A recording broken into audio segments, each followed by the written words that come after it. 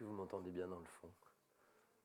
Moi, j'ai l'impression que vous avez décidé que c'est le moment de commencer, alors on y va.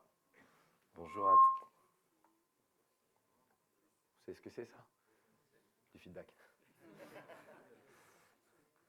Bonjour à toutes et tous. Je m'appelle Laurent. Aujourd'hui, je vais vous parler de feedback. Mais en fait, avant qu'on commence, je voudrais commencer par une confession. Comme beaucoup de gens, j'ai peur de parler en public. Bon, il paraît que ça se voit, surtout quand je commence. Après, c'est bon, je me lance, voilà. Bah, si vous me connaissez un peu, ça peut peut-être vous paraître étonnant parce que je fais des conférences depuis 20 ans. Souvent d'ailleurs à Bordeaux. Merci Gilles Tour. Et c'est la première fois que je fais cet aveu-là. Et en fait, si je le fais, c'est parce que, vous allez voir, ça se justifie. Cette conférence, je l'ai déjà faite à Newcraft, où elle était plutôt très bien accueillie. Il y avait Ken Beck à Newcraft. Il n'était pas dans la salle, heureusement. Enfin, ou malheureusement, parce que ça aurait augmenté mon niveau de peur. Et même si je sais que j'ai déjà faite, eh ben, ça fait déjà presque une semaine que je balise à mort. Et quand je dis je balise, c'était avant d'avoir le gros rhume qui m'a cassé la voix et qui a fait que depuis 2 jours, je me dis j'y vais pas, je sais pas trop. Bon, mais finalement, comme vous voyez, je suis là, donc on y va. Si je choisis de vous parler de ça, en fait, aujourd'hui, c'est parce que ce sujet de la peur me semble indispensable pour vous parler de ce sujet du feedback. Et en fait, d'ailleurs, ce que je vous propose, c'est que plutôt que de vous parler, moi, de ma peur, je vais laisser parler ma peur. On va voir ce qu'elle a à nous dire.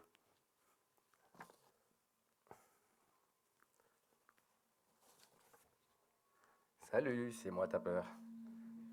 Tu sais, si je suis là, c'est pour te protéger. La vie est pleine de dangers.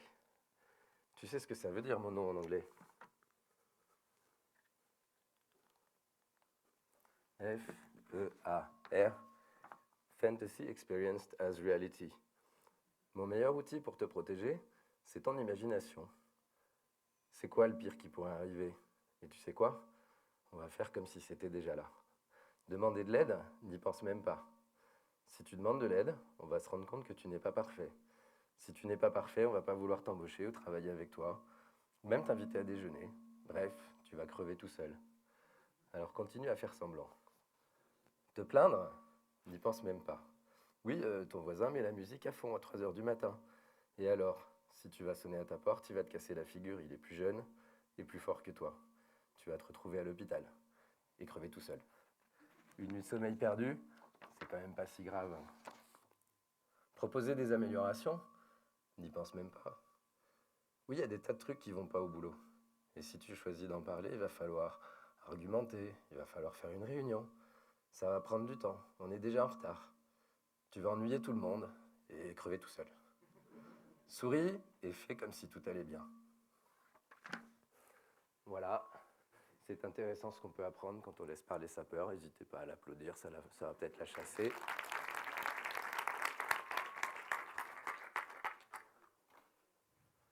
Zou. Vous voyez peut-être mieux le lien entre peur et feedback.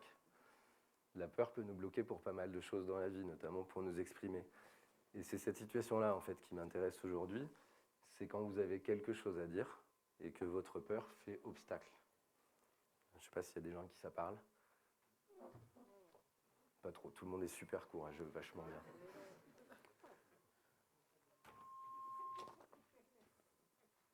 J'ai perdu ma zapette. Les pires peurs se matérialisent. Non, c'est pas grave, on va faire comme si. Je veux bien qu'on avance. Quelqu'un a la main sur le truc?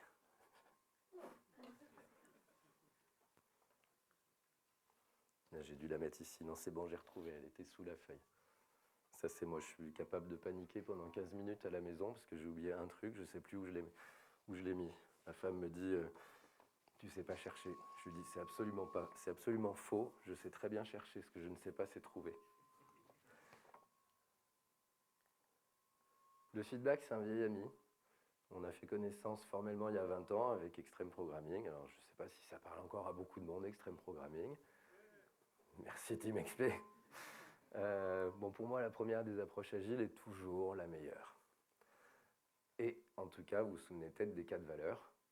Feedback, communication, courage, simplicité. Courage, ça nous ramène à la peur. Cette citation de Ken Beck, je trouve, elle résume bien la chose. Le courage, c'est pas l'absence de peur, c'est agir efficacement en confrontant sa peur. Il y en a une deuxième qui est un peu plus longue, je ne vous l'affiche pas, mais je vais vous la lire, traduite. Le courage tout seul, ça peut être dangereux, c'est de la témérité, alors qu'en lien avec les autres valeurs, il va être beaucoup plus puissant. Le courage de dire les vérités, agréables ou désagréables, favorise la communication et la confiance. Le courage d'abandonner des solutions défectueuses au profit de solutions meilleures favorise la simplicité. Le courage d'apporter des réponses précises et concrètes favorise le feedback.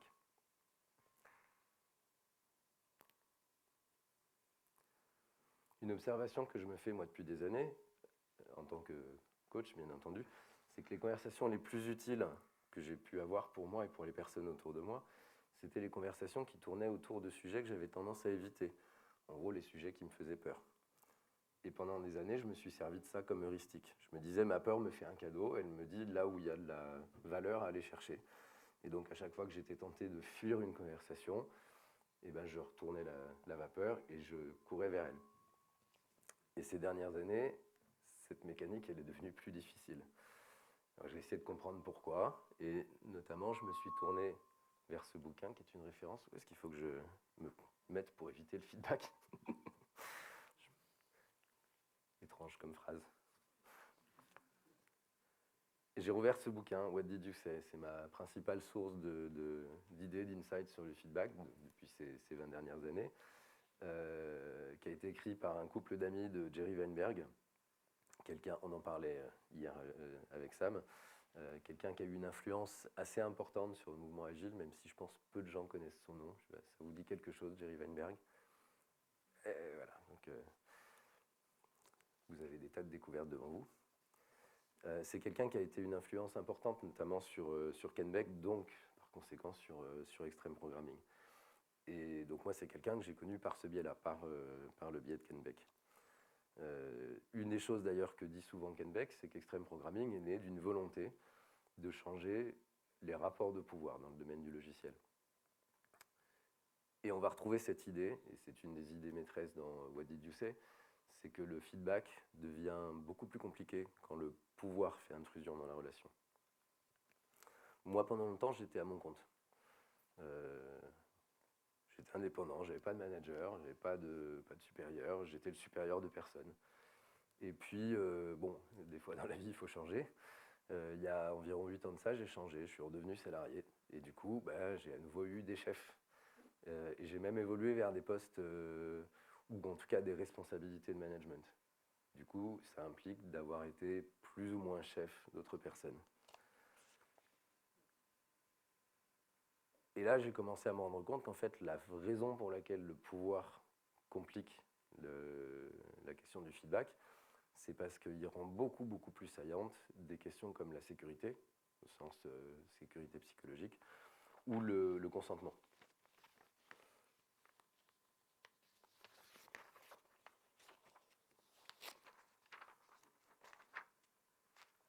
Alors, on a donné la parole à la peur tout à l'heure. On va aller voir si le pouvoir a des choses à nous dire.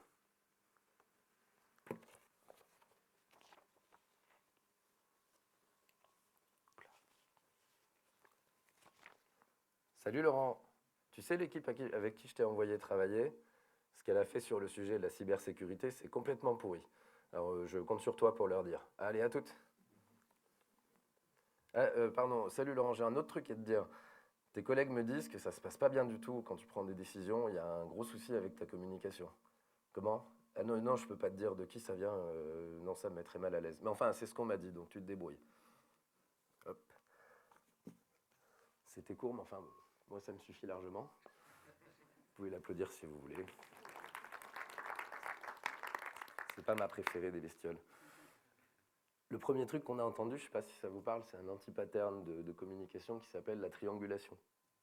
C'est quand on vous donne du feedback, mais qui est destiné à quelqu'un d'autre. Une des idées clés du bouquin, ça c'était la pause pendant laquelle on parlait de pouvoir. Une des idées clés du bouquin, c'est l'idée qu'un feedback, c'est toujours une information sur la personne qui le donne, pas sur la personne qui le reçoit. Un feedback, c'est une phrase en jeu, et forcément, il se donne directement à la personne concernée. Si vous prenez du coup un feedback comme une information sur la personne qui le donne, vous voyez le problème avec la triangulation. C'est que si cette information passe par une personne tierce, un intermédiaire, elle va être déformée. Et en plus, comme vous n'êtes pas en interactivité avec la personne, vous ne pouvez pas lui demander de clarifier ce qu'elle veut dire. Donc on va dire qu'un feedback unilatéral, c'est une contradiction dans les termes. Et d'ailleurs, ça c'est une des choses intéressantes dans ce bouquin, c'est que cette idée fondamentale, elle est représentée sur la couverture. On y voit une boucle. Et du coup, c'est intéressant que vous gardiez en tête cette image-là, parce qu'on va revenir à cette question de boucle et de feedback en abordant la théorie des systèmes. Il y a une autre heuristique aussi, on m'avait rappelé ça il y a quelques temps. Quand vous faites un feedback à quelqu'un, est-ce que c'est totalement OK pour vous si la personne à qui vous le faites ne tient pas du tout compte de votre feedback? Si la réponse est non, c'est qu'en fait, vous n'avez pas à faire un feedback, c'est une demande. Donc si vous combinez les deux, si vous avez une obligation de prendre le feedback tel qu'il est parce que c'est unilatéral, et qu'en plus, son intention, c'est de modifier votre comportement, ce n'est pas du feedback, c'est de la manipulation. Et la manipulation, ça fait peur. Ce qui me fait peur, moi, ces derniers temps, du coup, c'est pour ça que je me suis lancé dans cette conférence, c'est que j'ai l'impression que le sujet feedback, il est à la mode. On voit à nouveau fleurir des formations, on vous dit on va développer une culture du feedback, on va faire des ateliers, etc. Ce qui n'est pas forcément une mauvaise nouvelle. Moi, cette histoire, et pourquoi j'ai décidé que c'était intéressant d'en parler, ça vient de la demande d'aide d'un copain, Wilfried, qui est coach chez Le Bon Coin, et qui m'a demandé d'intervenir avec un regard un peu expert sur la formation qu'ils délivrent dans le cadre de leurs onboarding. Mais en fait, quand je vois quand même tout ce marketing qu'on fait autour du feedback, ce qui m'inquiète par exemple, c'est de le voir présenté comme un super outil de management. Expression qui provoque en moi un mélange de colère et de dégoût. On va vous expliquer par exemple très sérieusement, et des articles qui vendent ça en 2022-2023, que pour faire une critique à quelqu'un, il faut d'abord commencer par lui faire un feedback positif, en gros lui donner une petite tape dans le dos. Ensuite, vous allez livrer la critique, le truc que vous vouliez de lui dire, et vous allez finir par un autre feedback positif. Vous savez comment ça s'appelle? Le shit sandwich, exactement. Désolé pour l'image, on n'est pas encore à l'heure du repas, mais voilà, c'est fait pour, hein, c'est fait pour vous dégoûter. Au passage, c'est aussi une énorme distorsion du sens théorique que pourrait avoir la notion de feedback positif, mais ça, on va y revenir un petit peu plus tard. Et en tout cas, c'est une approche qui a été complètement discréditée, également d'ailleurs par des études empiriques. C'est pas du tout un truc qui marche. Tant que j'y suis là, on va un petit peu étudier les pathologies du feedback, quitte à ce que ça prépare des discussions intéressantes après, les systèmes de feedback dans les conférences, on en parle? Parce qu'on vous dit tout le temps, et ça je l'ai entendu 4-5 fois déjà depuis hier, votre feedback est important pour nous. Mais ce serait intéressant de se demander combien de conférences changent vraiment les choses d'une année sur l'autre en fonction du feedback que vous donnez. Bon, après, il y a feedback et feedback. Il y a celui qu'on donne à la conférence en tant que tel, il y a celui qu'on donne aux orateurs et aux oratrices, quand c'est sur les interventions elles-mêmes. Mais là, l'idée, c'est de se dire, si c'est du feedback qui m'est destiné à moi, qu'est-ce que j'ai comme mot à dire dans la manière dont on va me le livrer? Et c'est rarement un choix qui est concerté avec les orateurs et les oratrices. Je ne dis pas que la logistique serait simple, mais on est mis devant le fait accompli, en fait. Et alors, je vais jouer le jeu, hein, je vous montrerai le QR code à la fin. Vous pourrez me donner une note de 1 à 5 si vous voulez. Moi, ce que ça me donnera comme feeling, comme sensation, c'est d'être revenu à l'école. Génial. Choper des notes, tout ça, tout ça. En fait, du coup, j'exerce aussi ma liberté d'action en vous disant que ce qui m'intéresse, le feedback de votre part sur cette intervention qui m'intéresse, ce serait plutôt que vous veniez me voir après et que vous me disiez, là, à tel moment, j'ai rien capté, j'ai pas compris, là, j'étais d'accord, là, j'étais pas du tout d'accord, t'as dit de la merde, et voilà. Et là, on rentre dans une conversation. Et vous me donnez de l'information sur vous, essentiellement. Une autre difficulté, c'est avec les formations. Donc toutes les formations. Qui a fait une formation sur le feedback? Ah, ben quand même pas grand monde. Donc du coup, alors, mauvaise nouvelle, bonne nouvelle. Euh, la bonne nouvelle, c'est que vous n'avez pas été perverti par ces choses-là. La mauvaise nouvelle, enfin, c'est pas forcément une mauvaise nouvelle, mais en tout cas, il y a une opportunité à aller apprendre des choses intéressantes. Si vous allez dans une communication, dans une formation, pardon, feedback et communication, vous allez peut-être tomber par exemple sur la CNV. La CNV qui a notamment un acronyme OSBD, observation, sentiment, besoin, demande. Il y a aussi le fameux DESC, Describe, Express, Specify, Consequences, décrire, exprimer, solution, conséquences. Oui, le point commun entre tout ça, c'est que c'est essentiellement des éléments de syntaxe. Et on va retrouver la même difficulté qu'on a avec toutes les recettes un peu mécaniques, un peu syntaxiques, qu'on peut vous communiquer dans une formation de 2 heures avec beaucoup de slides, c'est qu'elle vous apporte très peu de compréhension fondamentale du sujet. Bon, l'exemple un peu bateau, parce que c'est un peu convenu de se moquer de ça, c'est l'exemple des user stories dans les formations agiles. Hein, en tant qu'utilisateur X, je veux une fonctionnalité Y afin d'obtenir l'objectif Z. C'est bien, ça, je veux dire, ça a une signification, mais ce que ça devient souvent, c'est en tant que PO, je veux ma feature pour pouvoir avoir mes points de vélocité. Hein, ou en tant que client, je veux ma feature afin que vous soyez payé conformément au contrat. Ça n'a plus aucun sens. Hop. C'est le moment de boire un coup.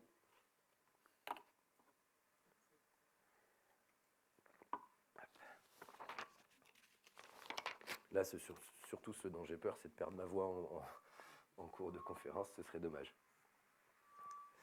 Bref, l'idée, c'est que si j'ai une syntaxe que j'applique mécaniquement sans compréhension, je vais faire de l'imitation, mais je ne vais pas avoir développé une véritable compétence. Comme pour les user stories, c'est un outil qui peut être utile pour rentrer dans le sujet, pour mettre le pied à l'étrier, si vous voulez, mais qui ne va absolument pas faire le tour de la question. Et en plus, un peu de la même manière aussi que pour les formations à l'agilité qu'on peut faire à l'arrache, qu'on va trouver dans tous les catalogues, il y a peut-être une intention cachée derrière. Par exemple, celle que j'ai en tête, c'est super, bon, maintenant qu'on vous a formé au feedback, vous n'allez plus venir chouiner quand on vous fait vos évaluations annuelles. Hein, suck it. Donc moi, mon intention en vous parlant de ça aujourd'hui, c'est de vous convaincre de refuser cette trivialisation du sujet, de refuser qu'il soit, comme malheureusement beaucoup de choses, un outil potentiellement libérateur, mais qui va en fait être récupéré par le pouvoir managérial pour en refaire à nouveau un instrument d'oppression.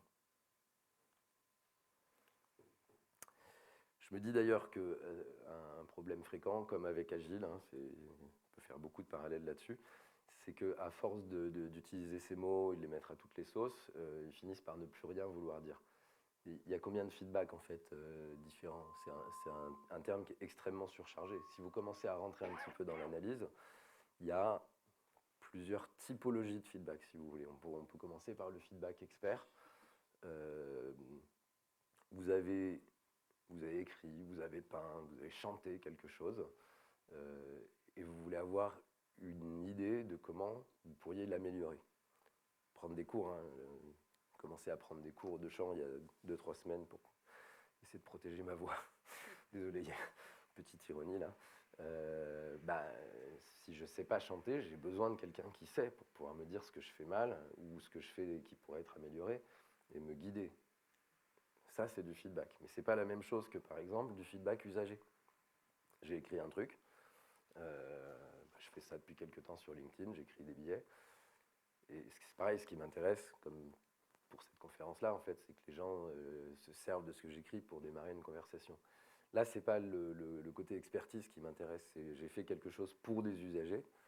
Ça m'intéresse de savoir comment ces personnes-là ont reçu cette production.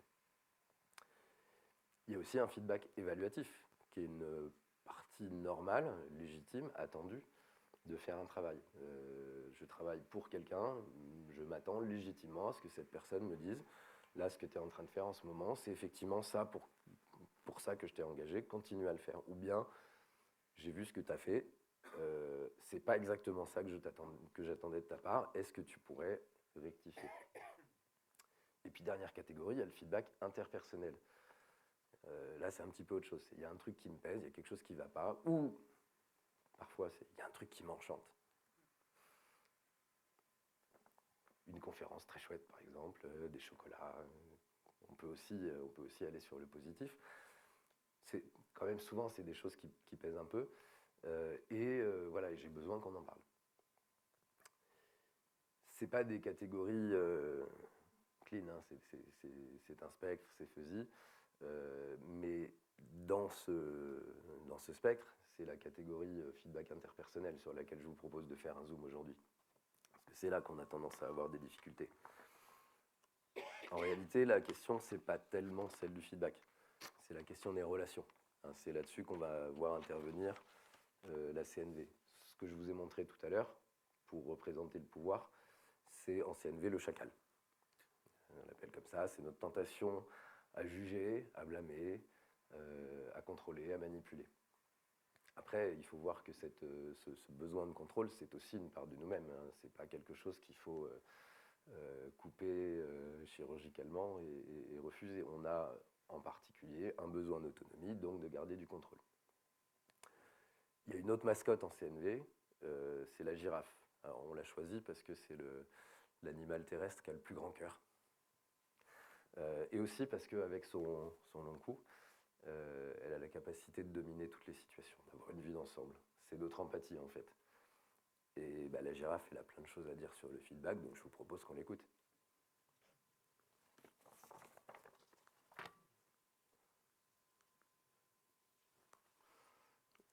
Avis, j'embauche un assistant ou une assistante pour m'aider dans les manipulations.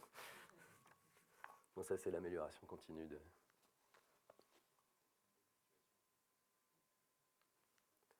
Et c'est quoi ton intention? De qui est-ce que tu prends soin? Est-ce que tu es en train de prendre soin de toi avec ce feedback? Est-ce que tu es en train de prendre soin de l'autre personne? Ou bien est-ce que tu prends soin de la relation elle-même? Prendre soin de soi, tu sais, ça peut être tout simple. Tu te demandes si c'est le blouson vert ou le bleu qui va le mieux avec ton gilet gris. Tu demandes à quelqu'un d'autre. Tu as besoin d'un regard extérieur pour te voir en fait comme les autres te voient. Prendre soin des autres, ça peut être tout simple aussi. Tu es dans le métro, tu dis à quelqu'un « Excusez-moi, votre sac à dos est ouvert ». C'est un petit geste, désintéressé et aidant. Tu es le regard extérieur qui montre à l'autre ce que l'autre ne peut pas voir. On va remercier la girafe. Alors elle aurait pu continuer, mais en fait je vais prendre le relais parce que on va sortir un peu du domaine des choses simples justement. Il y a beaucoup de situations de feedback où ça va être moins clair. Je prends un truc au hasard. Vous n'avez rien demandé à personne et tout d'un coup quelqu'un débarque et vous dit ouais, ça va pas du tout ça, cette coupe de cheveux que tu as. Ou alors ce truc qui arrive aussi, je sais pas si ça a parlé à des gens, moi je l'ai vécu, vous levez, vous prenez vos affaires, il est 17h, quelqu'un vous dit ah, tu prends ton après-midi? En fait, il y a toute une catégorie de feedback où on fait comme si on prenait soin de l'autre personne, hein, on fait semblant, mais en fait, on est en train de prendre soin de soi. On donne du feedback pas parce qu'on nous l'a demandé, mais parce qu'on ne peut pas s'en empêcher. Voilà, alors c'est pas les feedbacks simples qui m'intéressent dans ce talk, les petits gestes désintéressés aidants, c'est vraiment cette catégorie où la peur intervient. Parce que ce qui est mis en jeu, c'est la relation. Et première question que vous pouvez vous poser, c'est qu'est-ce que c'est pour vous cette relation? Qu'est-ce que vous avez investi dedans? Est-ce qu'elle a de la valeur?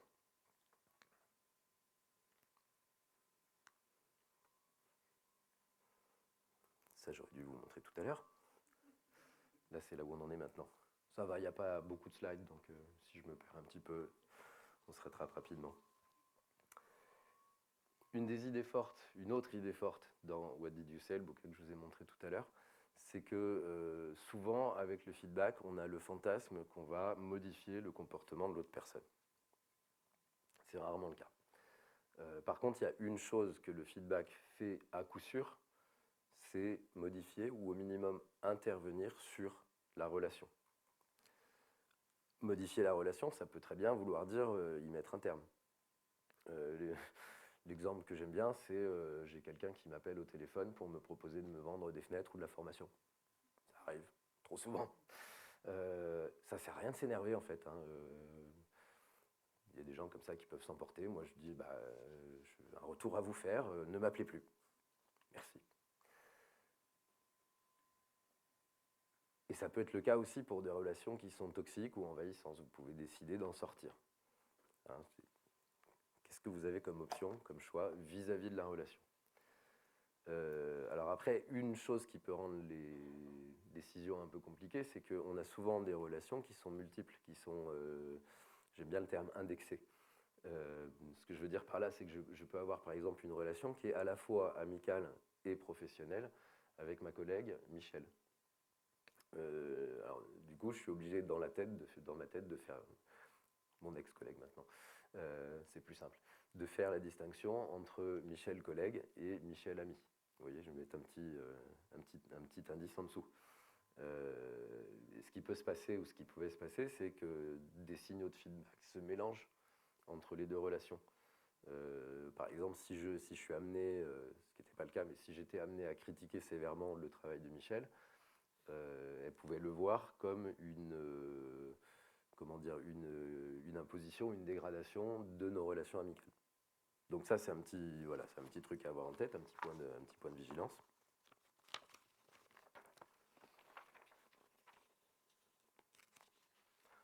On va pas aller tout de suite à Lewis Carroll. Teaser. Là, jusqu'ici, dans ces options que je viens d'aborder, quelque part, on est encore un peu dans une intention de prendre soin de vous-même. Après, vous pouvez aussi vous focaliser directement sur la relation. Vous pouvez vous dire, bon, cette relation, elle a de l'importance pour moi. Je voudrais qu'elle reste telle qu'elle est, pleine et entière. Je ne vais pas la morceler entre relations de collègues, relations d'amitié. Mais il y a quand même quelque chose qui me pèse. Et c'est sur ces quelque chose que vous avez envie ou besoin de poser un feedback. Mais c'est compliqué. Alors il y a un truc aussi qui peut arriver, un anti-pattern, un piège, une chose trappe, c'est de faire des feedbacks sur des sujets annexes. On va parler de tout sauf du truc. Je me souviens de quelque chose qui était assez lunaire, mais j'ai pris des notes dessus après en disant ça me resservira quand je reparlerai du sujet. C'est quelqu'un qui était à cette époque-là mon manager qui me dit, qui commence une conversation en me disant tu prends jamais le temps d'accepter tes réunions dans l'agenda en ligne. Ok.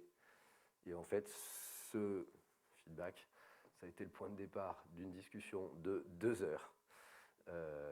Épuisante, pendant laquelle on a dérivé de sujet en sujet et qui a fini au bout du compte par concerner ma relation avec quelqu'un qui n'était pas présent dans la pièce.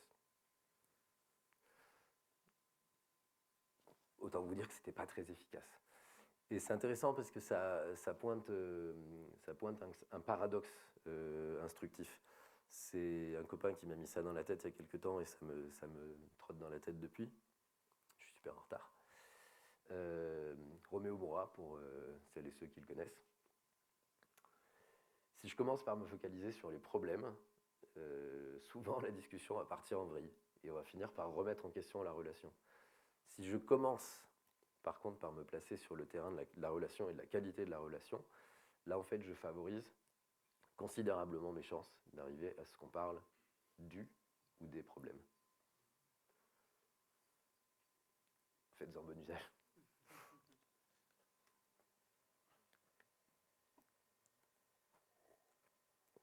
Bon, je vais vous présenter quelqu'un d'autre.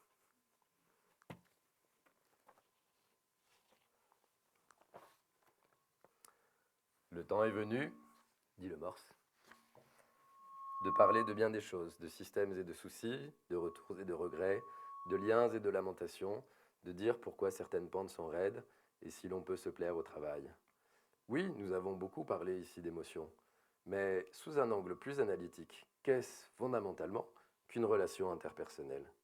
Je prétends quant à moi qu'une relation entre deux personnes est une boucle de rétroaction, c'est-à-dire la chose la plus simple qui se puisse désigner sous le nom de système.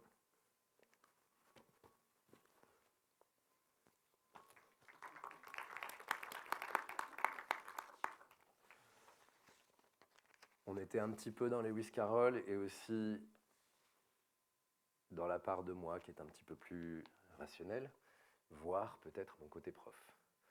Donc warning, la loi des deux pieds s'applique. Si vous n'avez pas envie d'un cours de systémique, vous êtes tout à fait autorisé à quitter la salle. Et moi, ça me fascine en fait, le systémique, autant que les histoires d'Alice. Donc, je vous propose de vous emmener de l'autre côté du miroir. Et on va parler de système. La systémique en version très simplifiée, c'est... Alors, Rachel, par exemple, en a déjà parlé hier matin, j'étais très content. C'est dire que ce qui compte, ce ne sont pas les composants, mais leurs interactions. Donc, voilà, là je vous ai dessiné un composant tout seul. Donc ce composant, ça peut être une personne, d'accord? C'est très, très générique. Ça peut être une caractéristique, une personne, quelque chose qui est susceptible d'être évalué ou quantifié. Ça peut même être quelque chose de purement mécanique, par exemple un radiateur, une chose. Voilà, juste pour poser un peu l'univers des possibles, d'accord? Est-ce qu'on a un système là? Parce que la réponse est sur la slide. Donc évidemment, la réponse est non. C'est inerte, il ne se passe rien, on a un truc tout seul. Donc qu'est-ce qu'il faut? Ça c'est une vraie question par contre. Qu'est-ce qu'il faut pour qu'on puisse éventuellement avoir un système? Un autre composant. Donc un autre composant, ça peut être une deuxième personne. Ça peut être un autre élément mécanique. Voilà. Mais si j'ai deux composants, isolés, séparés, j'ai toujours pas un système, puisqu'il n'y a pas d'interaction. Donc on va rajouter une interaction, un rapport de cause à effet. Concrètement, ça veut dire quoi? C'est si c'est des personnes, je les rapproche, je les mets dans la même pièce. Il y en a une qui peut parler à l'autre. Ou bien je place le thermomètre et le radiateur dans la même pièce. Si l'interaction va que dans un sens, nous n'avons toujours pas un système. D'accord?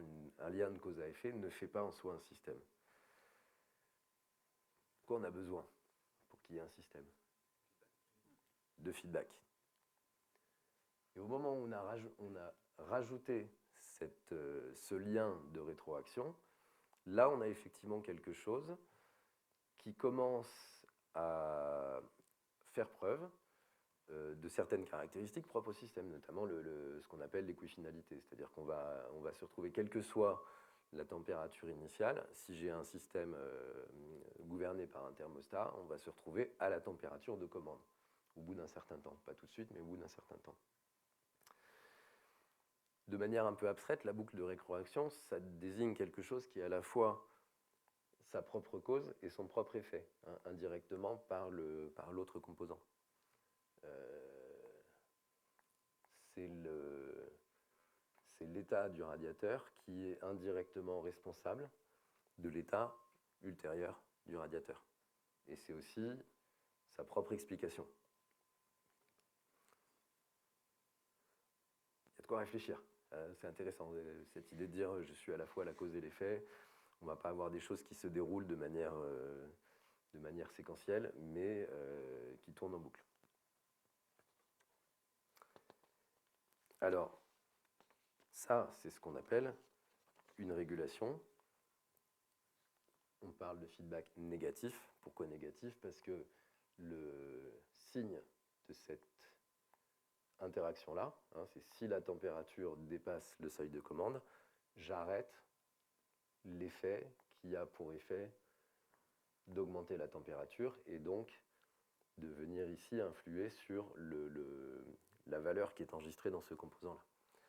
Donc il y a un truc qu'on va faire quand on fait des CLD, hein, c'est le truc dont parlait Rachel hier matin, mais donc elle vous montrait l'aboutissement avec un gros diagramme, et moi ça fait très longtemps que cette notation me parle et qu'elle me fascine, mais il faut vraiment commencer par le b.a.-ba, quoi, les éléments de base.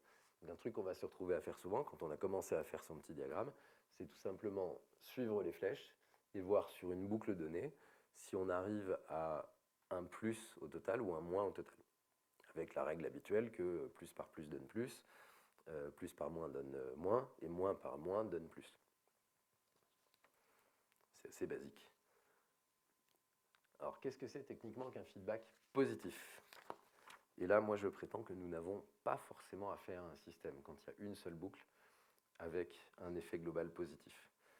Donc là, on imagine Michel, qui est le manager de Dominique, et qui fait des reproches à Dominique. D'accord? Qu'est-ce qui se passe pour vous généralement quand on vous fait des reproches? C'est pas génial. Ça peut avoir tendance à dégrader votre motivation au travail. En tout cas, c'est le cas pour Dominique. Et du coup, Dominique, quand sa motivation faiblit, fait moins bon travail. Ce qui a tendance à augmenter.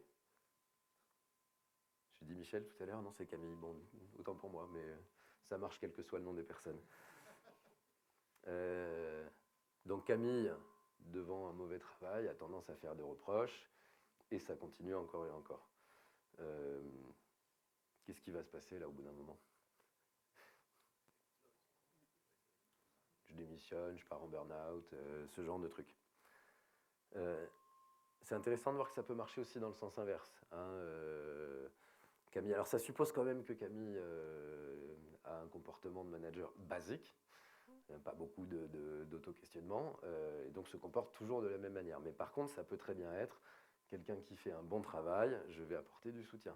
Et du coup, quand je suis soutenu, bon, en tout cas c'est le cas pour Dominique, ça donne envie. Donc je me lève plus tôt le matin, je suis content d'arriver travailler, et du coup je fais du bon travail. Donc on fait le même passage dans la même boucle. Vous voyez, on a juste changé les étiquettes. Ça, c'est une règle aussi de cette démarche d'analyse, où si vous changez les étiquettes, en fait, c'est le même système. Et, enfin, là, on a changé les étiquettes parce qu'on a juste changé le sens initial de l'évolution de la caractéristique concernée. Mais l'analyse en termes de structure, ça reste la même. Donc, gardez bien ça en tête, c'est le même système. C'est juste qu'il y a un jugement de valeur qui n'est pas le même, selon qu'on est dans un cas ou dans l'autre, mais qu'on voit ça sous un biais affectif positif ou négatif, ça reste un feedback positif. Et un feedback positif, ça ne veut pas dire c'est bien, ça veut dire qu'on est face à quelque chose où les quantités concernées, s'il n'y a pas une régulation par ailleurs, vont diverger. Ce système n'est pas stable, ce système va finir par exploser. Dans le cas précédent, Dominique va virer Camille ou Camille va partir en burn-out. Et dans celui-là, je ne sais pas, ils vont se marier. Il va se passer quelque chose. Voilà, juste cette situation-là n'est pas réaliste. Pour moi, c'est un peu un théorème de l'analyse des systèmes. Si vous avez un système que vous pouvez observer, qui a duré assez longtemps pour que vous l'observiez, ça veut dire qu'il y a forcément une régulation quelque part. Vous voyez, c'est un tout petit langage en termes de ces éléments atomiques, mais la manière dont ces éléments se combinent, s'analysent et vous interrogent, elle est extrêmement riche. D'où ma fascination pour le sujet.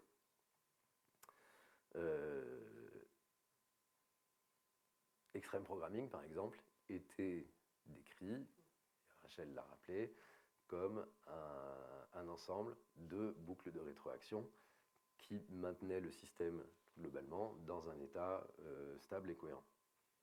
Mais ça s'applique aussi à la réalité des relations humaines. Ça ne s'applique pas qu'au système technique, ni d'ailleurs strictement au système humain, ça s'applique à tous les systèmes qui peuvent se voir sous l'angle socio-technique. Une conférence, par exemple, une conférence, c'est une régulation qui implique des personnes. C'est un peu la même chose qu'une amitié. Bon. Des fois, c'est la même chose. Conférence, c'est des amitiés. On ne se voit pas pendant un certain temps, on est parti chacun de son côté, on a appris des choses, et on revient, les partager. Idéalement, euh, comme nous disait Aurélie, de manière un peu différente. On passe du temps ensemble. Et puis, en passant du temps ensemble, en fait, on va se mettre au niveau. On va avoir plus de choses en commun. Le diagramme de Venn, qui est la représentation de nos connaissances, qui étaient deux cercles un petit peu séparés, ça va se rapprocher. Et du coup, en se rapprochant, on se rend compte qu'on a moins de choses à se dire, forcément, puisque pas qu'on s'est tout dit, mais on a envie en fait de repartir pour mettre en œuvre. Du coup, on va se séparer. Et donc, voilà, ce truc fonctionne avec une oscillation. Alors, est-ce que la bonne période, c'est 1 an? Est-ce qu'on pourrait faire des conférences plus souvent? Mais vous voyez le principe, c'est une conférence, c'est un système avec une régulation. Voilà, cette manière d'analyser les choses, elle est vraiment super intéressante. On en avait fait un atelier avec mon copain Christophe Thibault, qui a été pendant 1 an mon binôme au travail. On s'est beaucoup amusés tous les deux. Maintenant, on est séparés, mais ça fait partie de la vie et de la régulation. On avait créé un atelier qui s'appelle Le jeu du frigo, qui est inspiré de ce très très bon bouquin de Dietrich Dorner, The Logic of Failure, qui me donne l'occasion en fait de vous parler de 2 éléments que je n'ai pas encore abordés, mais qui sont très importants dans cette manière d'analyser les choses. Qui sont, donc juste pour vous parler très rapidement de l'atelier, on regroupait des gens pour les faire travailler sur un système très simple, qui était composé d'un élément thermique et d'un thermostat. Donc, truc vraiment très très très basique. Et l'enjeu, c'était de dire aux gens, vous devez amener le système par vos actions à un état stable, à une température qu'on donnait comme objectif. Et le truc génial, c'est que tout le monde se plantait. C'était le bazar, ça marchait pas, les équipes n'y arrivaient pas, ils nous produisaient des choses très intéressantes, de la pensée magique, des gens qui nous disaient oui, il doit y avoir quelque chose de bizarre avec les nombres impairs. Non, il n'y a rien de tel dans le système. Mais qu'est-ce qu'on a rajouté qui fait que c'est la grouille? C'est ce truc-là, un délai. Voilà, alors ça c'est l'humain, hein, c'est quand on n'a pas cause-effet de manière immédiate et flagrante, on se perd, on ne sait plus, on invente des trucs. Et le problème du climat, c'est ça, hein, on fait des trucs et 100 ans après, la température augmente de 2 degrés. On a tous les éléments, hein, rationnellement, mais viscéralement, on n'y croit pas. Quoi. Oh ben non, c'était il y a longtemps, ça doit être le soleil, ça doit être... c'est pas nous. Et donc cette irrationalité, qui est quelque chose contre quoi il faudrait lutter si on veut avoir un espoir de survie, un des antidotes, c'est d'aller comprendre pourquoi on est en difficulté par rapport à des systèmes. Anyway, je vous parlais de ça notamment parce que il y a quelque chose d'intéressant qui se passe quand on l'applique à la question des relations interpersonnelles. Donc vous avez je vous rappelle, hein, la situation sur laquelle je zoome ou que je prends sous divers angles, c'est vous avez un feedback, c'est important pour vous de le dire, vous tenez à la relation, mais il y a quelque chose qui peut être un rapport de pouvoir, quelque chose qui vient taper dans vos peurs, etc., qui vous empêche de donner ce feedback. Et du coup, vous le gardez. Gardez plus ou moins longtemps, mais ça fait un délai. Ça s'appelle faire des dossiers. Hein. Pareil, ça c'est un anti-pattern de management. Le boss qui vous dit tu te souviens là, le truc que tu as fait il y a 6 mois, c'était pas cool. Au moment où on est en train de parler de votre entretien de sortie, hein, t'aurais pu me le dire il y a 6 mois. Oui, mais c'était pas important. Hein, donc, on retrouve dans les relations interpersonnelles exactement ce qui est important dans les systèmes techniques, par exemple ceux qui concernent la qualité et la rapidité de construction du code. Par exemple, les problématiques de dette technique. On va s'apercevoir qu'en fait, la fréquence et la qualité du feedback, et donc la fréquence, donc le délai avec lequel il est présenté, sont quelque chose de très important. Dans la situation où on est bloqué, je sais que je devrais donner ce feedback sur un truc qui ne va pas pour moi depuis déjà longtemps, mais le rapport vertical du pouvoir est venu faire écran. il va se passer un truc qui est à mon sens extrêmement dangereux, c'est que à un moment, la boucle va se désolidariser de la personne elle-même et va se rétrécir. Ce que je vais faire, c'est que je vais reproduire dans ma tête un schéma d'amplification. Hein, le schéma blâme-stress. Je vais commencer à formuler mes reproches, non pas à la personne dans la vraie vie, mais à la représentation que j'ai de la personne dans ma tête. Et puis évidemment, comme je commence à la connaître un petit peu, hein, parce que le problème s'est installé dans le temps, la simulation de la personne dans ma tête va réagir comme elle a l'habitude de le faire dans la vraie vie. Donc ça va me mettre en rogne. Donc je vais être encore plus en stress. Donc je vais continuer à formuler des reproches. Et qu'est-ce qui se passe quand vous avez un système avec un feedback positif, je l'ai dit tout à l'heure? Ça fait quoi? Une explosion ou un effondrement. Quand ça se passe dans la tête, l'explosion ou l'effondrement, c'est le burn-out ou la dépression. Et j'en ai suffisamment bouffé pour vous dire, c'est pas drôle. Donc c'est un danger. Si vous êtes dans une situation de ce type-là, en fait, si vous êtes dans une situation d'autocensure, dans une relation dont vous ne voulez ou ne pouvez pas sortir, ça va poser problème. Et il faut, c'est impératif, c'est une question de bien-être et de survie, extérioriser. Alors il y a tout un tas d'outils auxquels je m'intéresse depuis déjà assez longtemps, qui permettent de mettre ça en œuvre. Moi, ce que j'ai beaucoup étudié, c'est la thérapie familiale de Virginia Satir, qui se trouve être quelqu'un qui a beaucoup influencé Jerry Weinberg, qui à son tour a beaucoup influencé Ken Beck. En fait, du coup, on retrouve des traces de tout ça dans Extreme Programming. On va pouvoir, par exemple, reproduire ces situations difficiles avec des jeux de rôle. On va rendre visible ce qui est invisible. On va matérialiser par des marionnettes, des Legos. On peut aussi faire jouer une autre personne. Ça s'appelle les sculpts. C'est parfois un peu plus compliqué à organiser. Donc si on n'a pas, on peut aussi faire ça avec des marionnettes. Il y a d'autres solutions. Hein. Vous pouvez vous adresser à des collègues qui ont une compétence en écoute. Vous pouvez vous adresser à des gens pour avoir une médiation. C'était pas... le but du jeu, c'est pas de parcourir, surtout à ce stade de mon intervention, la palette des solutions possibles. C'était vraiment pour vous montrer ce mécanisme systémique. Et puis, je vous parle de ça aussi parce que finalement, c'est ce que j'ai voulu faire avec ce talk. Hein. C'est un peu une forme d'exorcisme. J'ai des choses qui traînent dans ma tête, qui ne sont pas forcément simples à gérer. Et puis, voilà, j'ai voulu les sortir, j'ai voulu les extérioriser. Hop, excusez-moi, je rapatrie ma petite ménagerie. J'ai essayé de faire aussi un petit accord entre la forme et le fond. Voilà, donc je vous ai à peu près dit l'essentiel.